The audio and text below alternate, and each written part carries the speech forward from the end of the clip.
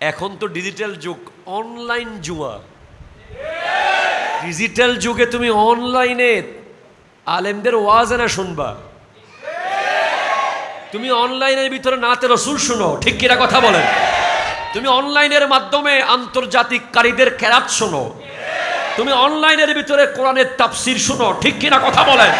তুমি অনলাইনে জুয়া খেলো কেন? তুমি তো বাটপার, তুমি তো বাটপার, তুমি তো বাটপার, তুমি কোরআন বিরোধী। ঈমান হলো নূর, জুয়া হলো অন্ধকার। ঈমান হলো জান্নাত, জুয়া হলো জাহান্নাম। ঈমান হলো কোরআনের পক্ষে, জুয়া হলো কোরআনের বিরুদ্ধে। ঈমান হলো আল্লাহর দেওয়া নেয়ামত, জুয়া হলো শয়তানের দেওয়া কিয়ামত, ঠিক কিনা কথা জোরে বলেন? তোমার অবস্থা কি হবে তুমি জানো? আমি বলি, যদি কেউ সেরকম কাউকে চিনেন তাকে জানিয়ে দিয়েন আমার এই বক্তব্য। যারা জুয়া খেলে, যারা মদ পান করে, যারা জেনা ব্যভিচার করে, তাদের থেকে ঈমান বের হয়ে যায়। ওই কাজ করার সময় ঈমান তার ভিতরে থাকে, কারণ ঈমান হলো নূর, জুয়া হলো জুলমত, অন্ধকার, ঠিক কিনা কথা জোরে বলেন? জুয়াডির জান যখন কবজ হবে, মারা যাবে না জুয়াডিরা? কি বেঁচে থাকবে আজীবন? যখন সে মারা যাবে, জাহান্নামের ফেরেশতা আসবে তার জান কবজ করার জন্য। যারা জুয়া খেলেন তাদেরকে আমি বলবো, রাতের 3টা বাজে পারলে একা কবরস্থানে গিয়ে মাঝখানে করে বসে থাকেন 2 ঘন্টা। এত বড় কলিজা যদি আপনার থাকে, 2 ঘন্টা লাগবে না, আধা ঘন্টা পারলে বসে থাকিয়ে রাতের 3টায় গিয়ে। মরার পরে থাকতে হবে না? হবে। জান কিভাবে কবজ হবে? কালো কসকসে কাপড় নিয়ে আজরাইল আলাইহিস সালাম জাহান্নামের কালো কালো ফেরেশতাদের বহর নিয়ে আসবে। এমন ভয়ঙ্কর সিচুয়েশন হবে, মনে হবে পৃথিবীর সমস্ত সমুদ্রের পানি তার গায়ের দিকে আসতেছে, মনে হবে সমস্ত কাঁটাযুক্ত গাছ তাকে জড়িয়ে ধরতেছে, মনে হবে সমস্ত পাহাড় তার শরীরের দিকে আসতেছে। শরীরের প্রত্যেকটা রগে রগে রুটাকে বের করা হবে, চোখ দিয়ে রু বের হবে, নাকের ছিদ্র দিয়ে রু বের হবে, কানের ছিদ্র দিয়ে রু বের হবে, প্লাস দিয়ে টেনে টেনে নখ খুলে ফেললে যেই ব্যথা, এর চেয়ে আরো ভয়ঙ্কর ব্যথা। হাদিসে এসেছে, এই সমস্ত ব্যক্তিদের রু কবজ হবে যেন ভিজা তুলার ভিতর থেকে লোহার প্যারাক বের করা হচ্ছে। ভিজা তুলার ভিতরে লোহার প্যারাক, যত টানবেন তুলা লেগে থাকবে, যত টানবেন তুলা লেগে থাকবে। মদদি, জুয়াটি, জালেম, বেঈমান, মুনাফিকদের রু সেভাবে কবজ হবে। আচ্ছা, কবজ তো হয়েছে, এখন কোথায় যাবে রু? ওই রু কবজ হওয়ার সাথে সাথে এমন দুর্গন্ধ বের হবে, শুধুমাত্র মানুষ ছাড়া অন্য সব প্রাণী তাকে লানত করতে থাকবে, এত বিশ্রী গন্ধ বের হবে। এই রু নিয়ে যখন আসমানের দিকে যাওয়া হবে, ফেরেশতারা আসমানের গেট খুলবে না।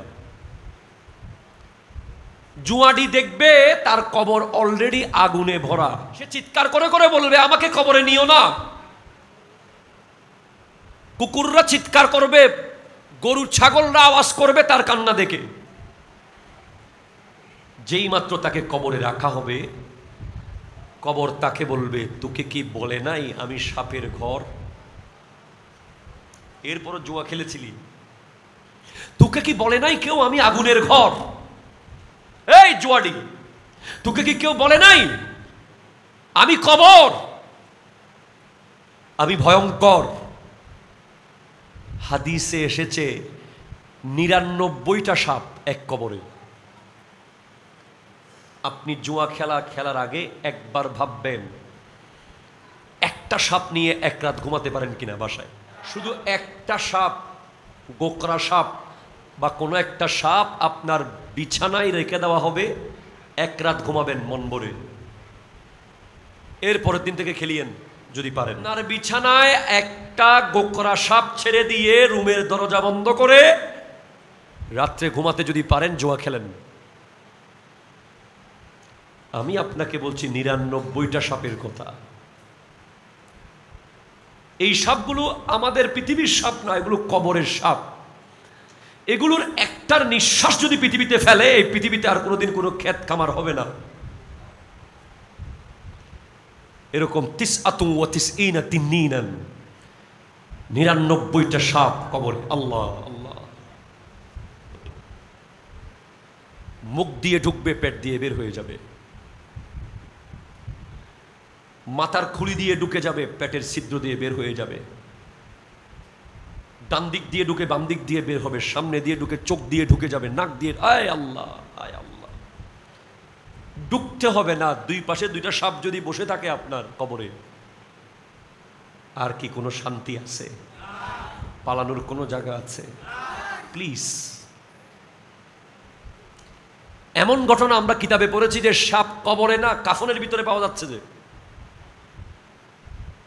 সিদ্দিক আকবরের আমলে এক ব্যক্তির লাশের কাফনের ভিতরে, কাফন বাঁধার সময় কি কেউ লাশ সাপ ঢুকাইছে? অটোমেটিক সাপ একটা এসে গেছে কাফনের ভিতর, কসকস করতেছে। পরে যখন কাফন খুলে সেটাকে মারতে চাওয়া হলো, সে বলছে আমাকে মেরে ফেললে আমি আবার জিন্দা হয়ে যাব। বলে কেন? আমাকে কিয়ামত পর্যন্ত এই ব্যক্তিকে কামড়ানোর জন্য অর্ডার দেওয়া হয়েছে। ভয় করেন। আমাদের যুব সমাজ অন্ধ হয়ে গেছে, সামনে পর্দা পড়ে গেছে। পর্দা, অনলাইন অনলাইন, ইন্টারনেট, নাটক, সিনেমা, ফুটবল, ক্রিকেট, বাইক, নেতাগিরি, কিশোর গ্যাং, এই দুনিয়া দুনিয়া দুনিয়া দুনিয়া দুনিয়া দুনিয়া করতে করতে এমন এক পর্দা পড়ে গেছে, এই পর্দা খুলবে মরে যাওয়ার পর। ঠিক কিনা কথা জোরে বলে? তখন পর্দা খুললে আর কোনো লাভ নাই। ফিরে আসো, জাস্ট নাও, এখন এই মুহূর্তে ফেলে দাও সমস্ত রং তামাশাকে, লাথি মেরে ফেলে দাও। ঠিক কিনা কথা জোরে বলে? আমি তোমাকে বলে দিয়েছি, যদি একটা সাপ নিয়ে রাত্রে ঘুমাইতে পারো, তাহলে তোমাকে জুয়া খেলার অনুমতি দিলাম। আর যদি না পারো, আজকে তওবা করো। মনে রাখতে হবে, যারা জুয়াকে গুনাহ হচ্ছে না মনে করে খেলতেছে, যারা বেগানা মেয়ের সাথে সম্পর্ক রেখেছে, যারা মদ জুয়ার সাথে সম্পর্ক রেখেছে, তাদের ঈমান নাই। কারণ গুনাহকে করতে করতে করতে করতে যখন ভয় ভীতি চলে গিয়ে সেটা ইউজ টু হয়ে যায়, তখন সে আর গুনাহ মনে করে না, তখন ঈমানও চলে যায়। ঠিক কিনা কথা জোরে বলেন? ফেরত আসো। যে জুয়া খেলে নাই, জীবনে কোনোদিন মদ পান করে নাই, মুনাফিকি করে নাই, মিথ্যা বলে নাই, আমানতের খেয়ানত করে নাই, নামাজ পড়েছে, নবীর মুহাব্বত অন্তরে রেখেছে, তার কাছে মৃত্যু আসবে হাদিয়া, আল্লাহর পক্ষ থেকে হাদিয়া আসবে, হাদিয়া।